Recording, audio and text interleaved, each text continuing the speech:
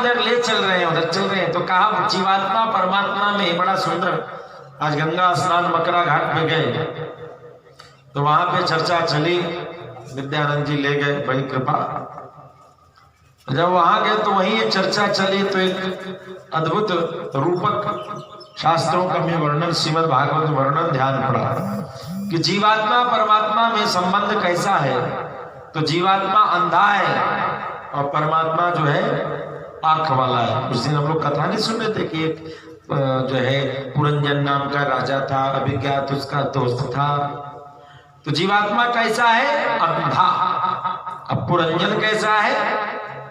जो वो अविज्ञात। परमात्मा कैसे है? तो आंख वाले। तो जीवात्मा परमात्मा के संबंध को समझना कितना सरल रूप से कहते हैं।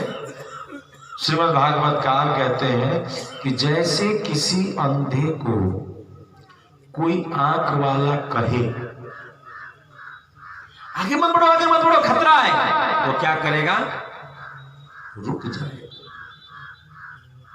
जैसे किसी डरते हुए अंधे को कोई आंख वाला कहे कोई बात नहीं, सीधा चलते जाओ, कोई दिक्कत नहीं है, तो वो निर्भीक होकर के चलेगा। ठीक उसी प्रकार से जीवात्मा खुद को अंधा समझ ले और परमात्मा के इशारे पर रुके, परमात्मा के इशारे पर चले, तो उसको कोई चिंता करने की जरूरत नहीं। दुख तो तब होता है,